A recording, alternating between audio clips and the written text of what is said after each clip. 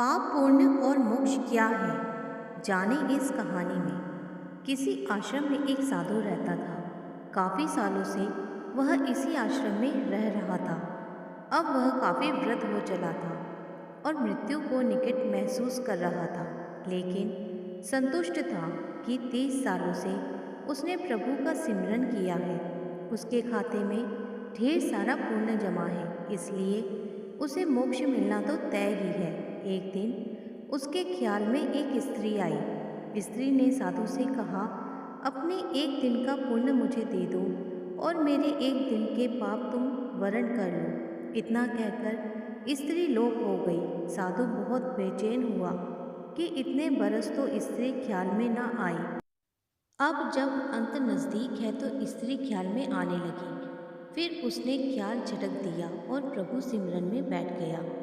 स्त्री फिर से ख्याल में आई। फिर से उसने कहा कि एक दिन का पुण्य मुझे दे दो और मेरा एक दिन का पाप तुम वरण कर लो। इस बार साधु ने स्त्री को पहचानने की कोशिश की, लेकिन स्त्री का चेहरा बहुत धुंधला था। साधु से पहचाना नहीं गया। साधु अब चिंतित हो उठा कि एक दिन का पुण्य लेकर यह स्त्री क्या करेगी। हो ना हो ये स्त्री कष्ट में है, लेकिन गुरुजी ने कहा हुआ है कि आपके पुण्य ही आपकी असल पूंजी है। यह किसी को कभी मत दे बैठना, और इतनी मुश्किल से पुण्यों की कमाई होती है। यह भी दे बैठे तो मोक्ष तो गया। हो न हो ये मुझे मोक्ष से हटाने की कोई साजिश है। साधु ने अपने गुरु के आगे अपनी चिंता जाहिर की। गुरु ने साधु को डांटा, मेरी शिक्षा का कोई असर नहीं तुझ पर। पुण्य किसी को नहीं देने होते, यह आपकी असली कमाई है। साधु ने गुरुजी को सत्य वचन कहा और फिर से प्रभु सिमरन में बैठ गया।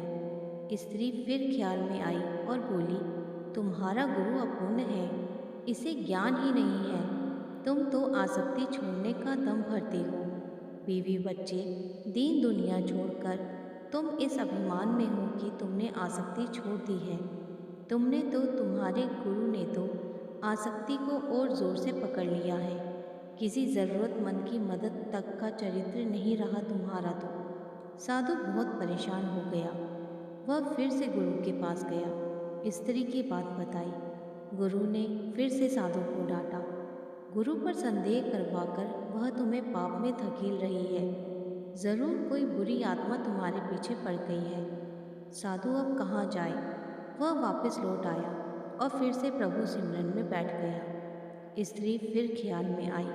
उसने फिर कहा, इतने साल तक आध्यात्म में रहकर तुम गुलाम भी बन गई हो। गुरु के आगे जाते इतने साल के अध्ययन में तुम्हारा स्वतंत्र मत तक नहीं बन पाया।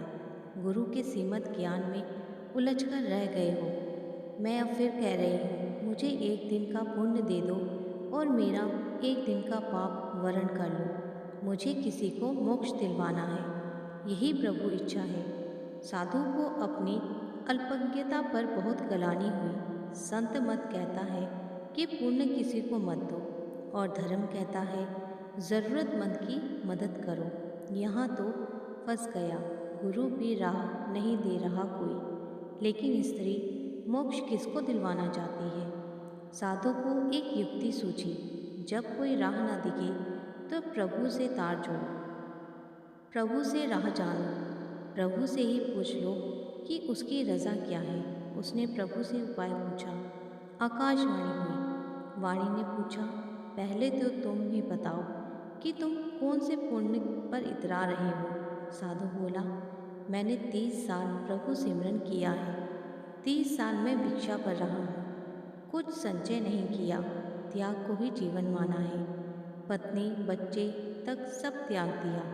वाणी ने कहा, तुमने 30 बरस कोई उपयोगी काम नहीं किया, कोई रचनात्मक काम नहीं किया। दूसरों का कमाया और बनाया हुआ खाया। राम राम, अल्लाह अल्लाह, गॉड गॉड जपने से पुण्य कैसे इकट्ठा होते हैं मुझे तो नहीं पता। तुम डॉलर डॉलर, रुपया रुपया जपते रहो तो क्या तुम्हारा बैंक खाता भर जाएगा। तुम्हारे खाते में शून्य पुण्य है। साधु बहुत हैरान हुआ, बहुत सदमे में आ गया, लेकिन हिम्मत करके उसने प्रभु से पूछा, कि फिर वह स्त्री पुण्य क्यों मांग रही है। प्रभु ने कहा, क्या तुम जानते हो वह स्त्री कौन है? साधु ने कहा, नहीं जानता, लेकिन जानना चाहता हूँ। प्रभु ने कहा, वह तुम्हारी पत्नी है, तुम जिसे पाप का संसार कहकर छोड़ आए थे। कुछ पता है वह क्या करती है? साधु की आंखें फटने लगी। उसने कहा, नहीं प्रभु, उसके बारे में मैं कुछ नहीं जानता।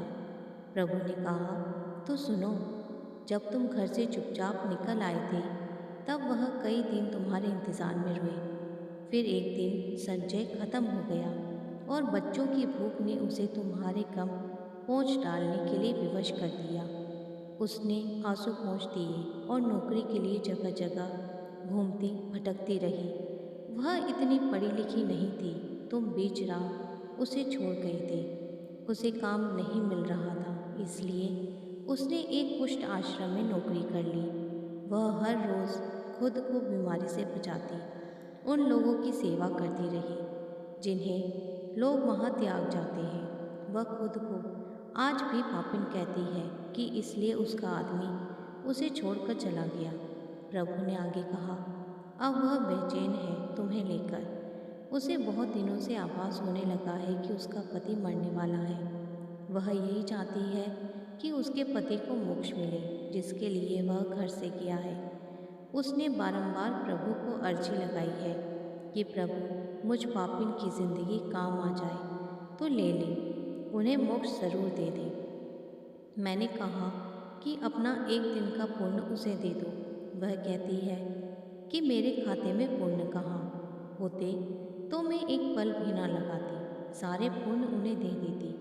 वह सिमरन नहीं करती, वह भी यही समझती है कि सिमरन से पुण्य मिलते हैं। मैंने उसे नहीं बताया कि तुम्हारे पास अथाह पुण्य जमा है, पुण्य सिमरन से नहीं आता।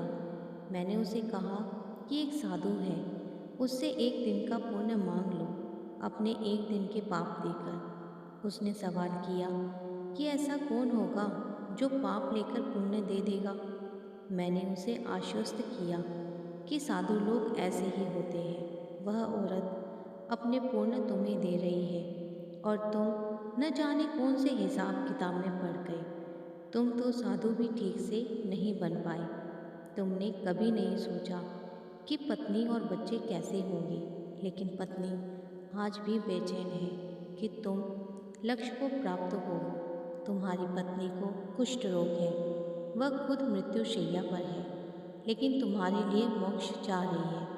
तुम सिर्फ अपने मोक्ष के लिए 30 बरस से हिसाब किताब में पड़े हो। साधु के बदन पर पसीने की बूंदें बहने लगी, सांस तेज होने लगी।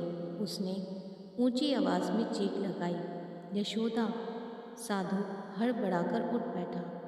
उसके माथे पर पसीना बह रहा था। उसने बाहर झांक कर देखा, सुबह होने को थी। उसने जल्दी से अपना झोला बांधा और गुरुजी के सामने जाकर खड़ा हो गया। गुरुजी ने पूछा, आज इतनी जल्दी भिक्षा पर? साधु बोला, घर जा रहा हूँ। गुरुजी बोले, अब घर क्या करने जा रहे हो? साधु बोला, धर्म सीखने। श्री रामचंद्र जी कहते हैं, स्वर्ग का सपना छोड़ दो, नरक का डर छोड़ दो। कौन जाने क्या पाप क्या पुण्य, बस किसी का दिल न दुखे अपने स्वार्थ के लिए। बाकी सब कुदरत पर छोड़ दो। न पैसा बढ़ा न पद बढ़ा, मुसीबत में जो साथ खड़ा वो सबसे बड़ा। कहानी पसंद आई हो तो चैनल को सब्सक्राइब ज़रूर कर दें। धन्यवाद।